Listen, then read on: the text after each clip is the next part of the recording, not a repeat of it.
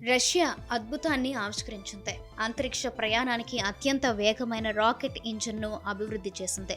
Russia ప్రభుత్వ సంస్థ nuclear corporation రోసాటామ్ అభివృద్ధి చేసిన ప్లాస్మా ఎలక్ట్రికల్ రాకెట్ ఇంజిన్ గంటకు 3,13,822 కిలోమీటర్ల వేగంతో పయనిస్తోంది.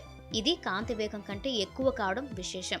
అత్యంత వేగంగా పయనించే ఈ రాకెట్ ఇంజిన్ భూమి నుంచి మార్స్ గ్రహానికి ప్రయాణ సమయాన్ని గణనీయంగా తగ్గిస్తుంది.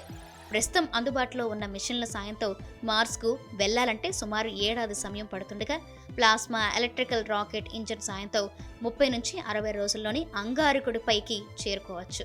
ఇంధనాన్ని మండించడం ద్వారా పనిచేసే సంప్రదాయ రసాయన రాకెట్ల లాగా కాకుండా విద్యుత్ క్షేత్రాన్ని ఉపయోగించి ఆయనాలను వేగవంతం చేయడం ద్వారా ఈ ఇంజిన్ను పనిచేస్తుంది. హైడ్రోజన్ ఇంధన్ సాయంతో పనిచేసే ఈ రాకెట్ ఇంజిన్ సుదీర్ఘ మిషన్లకు ఎంతగానో ఉపయోగపడుతుంది.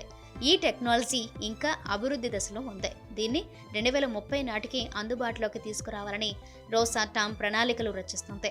అయితే ఈ ఇంజిన్కు కావలసిన ఇంధనాన్ని సమకూర్చడం ప్రతికూలంగా మారవచ్చు. అందుకోసం న్యూక్లియర్ రియాక్టర్ల అవసరం పడవచ్చు. ఇటలీ, ఐరోపా సమాఖ్య కూడా ఇలాంటి హైప్రోపల్సన్ సిస్టమ్ అభివృద్ధిపై అధ్యయనం చేస్తున్నాయి. ఇలాంటి ప్లాస్మా ఇంజిన్లు భవిష్యత్తులో స్పేస్ మిషన్లకు కేంద్రంగా మారే అవకాశం ఉందని అంతరిక్ష నిపుణులు అంచనా వేస్తున్నారు. మార్స్తో పాటు సుదూర అంతరిక్ష పరిశోధకులకు ఇది కీలకం కావచ్చని భావిస్తున్నారు. దీని ద్వారా వేగంగా ప్రయాణించవచ్చు. ప్రయోగ సమయాల్లో ఇంధన బరువు తగ్గుతుంది.